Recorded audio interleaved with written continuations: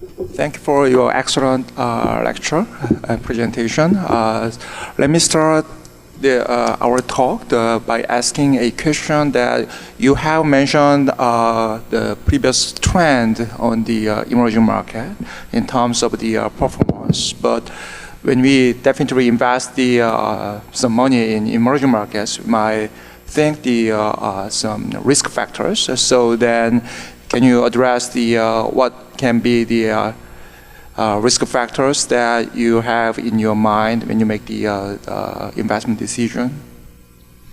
The biggest risk, of course, is volatility. And when I talk about volatility, I don't mean this market going down. I also mean the market going up. In other words, these markets, not only emerging markets, but markets generally, are very volatile.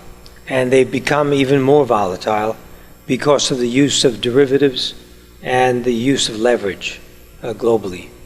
So the problem comes when you have these very volatile markets. There's a tendency for investors to become frightened and thereby make the wrong decisions. So market goes down dramatically, and one day people get very scared and they sell when they should be buying. It goes up very violently. They should be selling, but they're buying. So this is the biggest danger, I would say, the problem of volatility. And also, from a professional investor point of view, the emphasis on index. Too many investors are being measured on their performance against the index in a 1 week, 1 month, 1 year, 2 year period, which again provides volatility because people are trying to track what's happening with the index, which is basically a summary of what everybody else thinks. So I would say those are the biggest risk factors. Yeah, thanks for you indicating that factor. Then, as you just said, by investing our money, for example, month by month, we can continue to have a pretty big performance in emerging markets. But if we have the long-term prospect, and also we have some tolerance for the long-term investment, we might have the use of the kind of chance. But in reality, many investors, especially the individual investors, even though they are investing their money in institutional investors' account, sometimes it is very hard to bear the time horizon. So in that sense, there might be, as you just said, frightened. Then, can you give some response to those investors rather than just saying, just wait? Well, I know it's easy to say and difficult to do when you ask people to be patient. But I would say this: before anyone starts investing, they must consider what their objectives are. If they want to make quick money over a month or a year, then they should not be invested in stocks, because the whole attitude towards investing in stocks should be long-term, at least 5 years. In other words, it doesn't mean you're not going to make money over the short term, but you shouldn't think in terms of doing so. So that's very important at the beginning to think of your objective. What are you looking at? What are you trying to accomplish? You want to make money in the short term, you better keep it in the bank for the time being. Even though you may be getting a very low interest rate, you're not going to make big money in the stock market overnight. And chances are you'll probably lose money in the short term. So that's, I think, the critical aspect is thinking and planning of what your objectives are and then carrying them out in a systematic way. So thank you for your great advice. So if you invest your money in the stock, at least 5 years you need to take as a time horizon. That's a pretty good prospect and intuitive prospect. And also, let me give another question that, as you just said, you mentioned some aspect on stocks. So, but recently, if we see some data, for example, in China, there is a huge increase in terms of leveraged investment. So then they might have some big negative impact on emerging markets. So what do you think about the kind of the behavior recently we can observe in emerging market stocks? Yes, leverage is not only an emerging markets problem, it's a global problem. With interest rates so low, and in some cases negative interest rates, it encourages dangerous thinking. It encourages people to take risks that they probably should not be taken. And this is true of investing in stocks as well as investing in property or anything else. So this is an area that takes extreme care. And I would say you should never leverage yourself. This is not a good way to invest because you're taking too much risk on board. I know a lot of people do leverage, but I think it's a very dangerous thing for the individual investor and even for the professional investor. It often helps you beat the index and outperform in the short term, but in the long term, no one can beat the market all the time. Thank you. And let me ask you another question. That is, as we know, you are in a really global investor company. But for example, today's topic is more about some Korean finance or investment companies, the behavior or investment overseas. But if you are global investors, we can consider some global diversification in terms of risk and return profile, to maintain risk and return profile. But sometimes when we have our investment in other countries, our investment portfolio might be quite limited in terms of investment portfolio universe. So in terms of the emerging market, it is hard to invest just Latin America or the Africa or something like that. We might be pretty familiar with the Asian emerging markets. So then there might be a big difference between the global investors and local global investors. So do you have any views on that distinction, or is there any way for us to overcome the kind of distinction? Yeah, this is a big issue and one that is often overlooked. I would say that most investors around the world do not invest globally. They invest in their own country. I'm sure if you took a survey of investors here in Korea, most of them are not invested outside Korea. If they are, it's a very small percent of their investment. And this is a big mistake because you can never expect one market to be the best performing.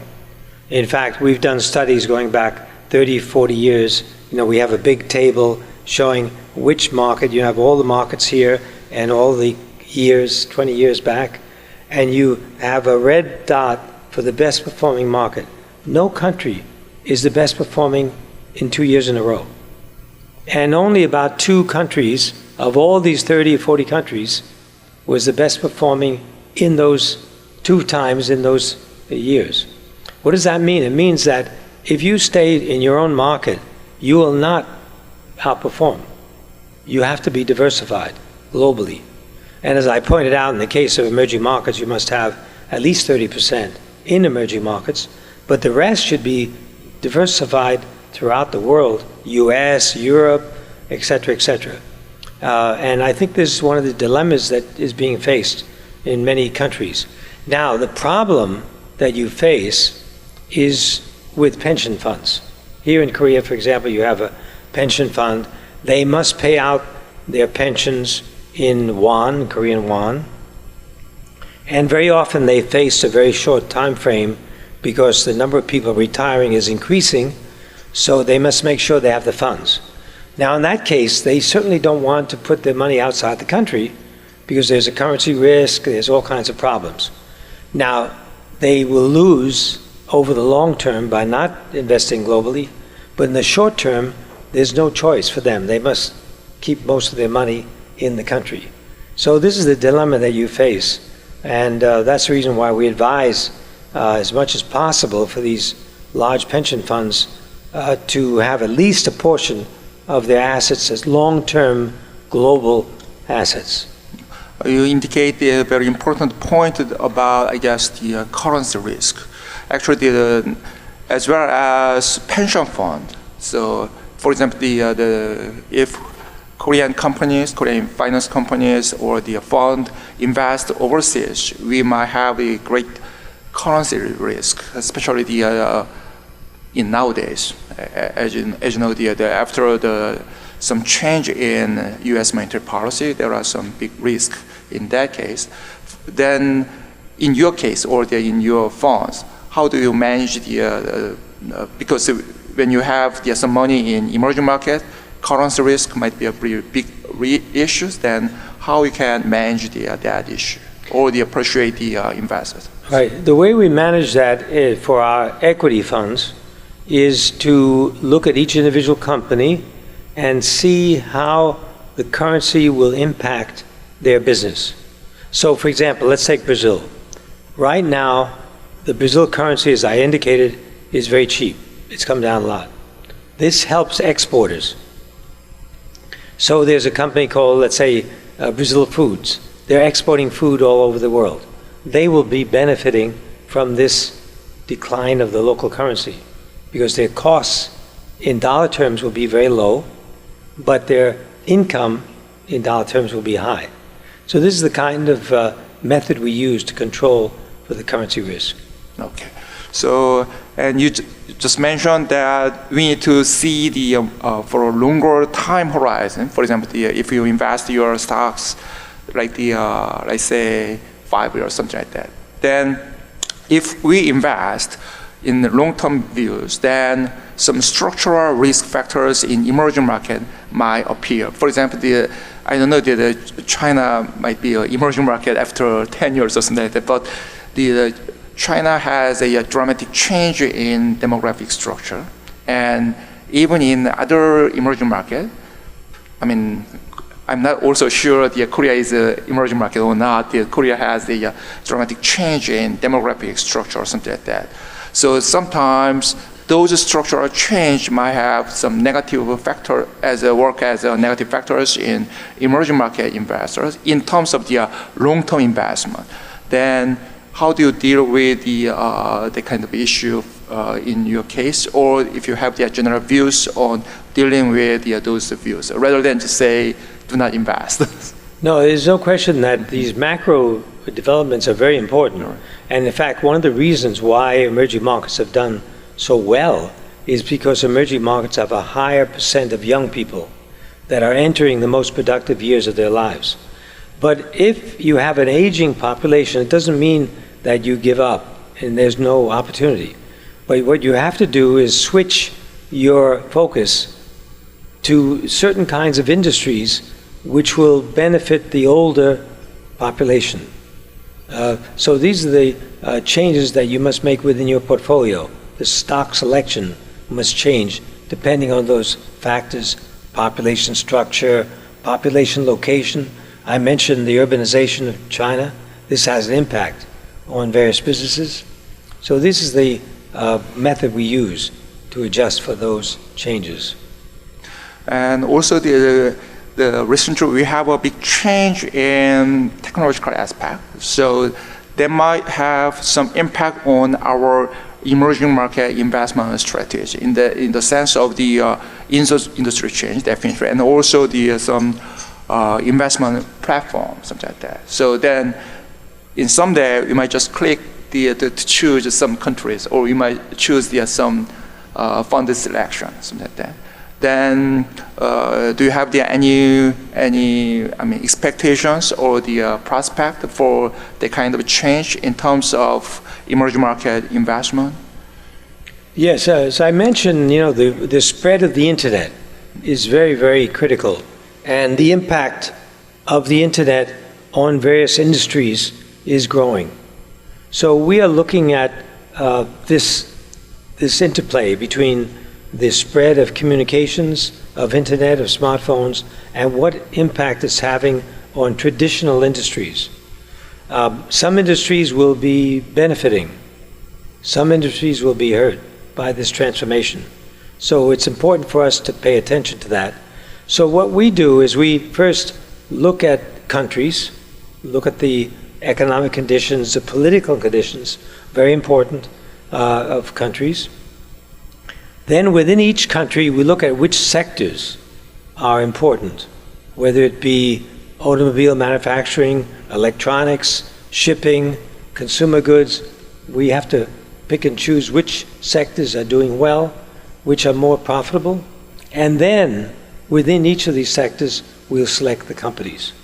Which companies are growing the fastest, which have the strongest balance sheet, etc., etc. And finally, to wrap up our talk, so let me come back to, in some sense, the very basic question. Then, do you think what drives, for example, your company to invest in emerging market at the very initial stage?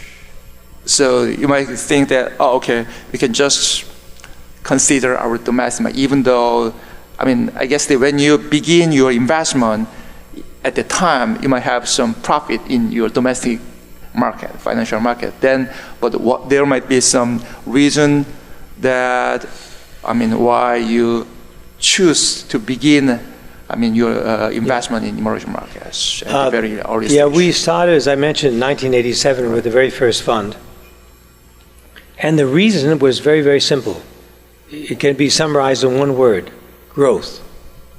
The emerging markets since 1987 have continued to grow faster than the developed countries.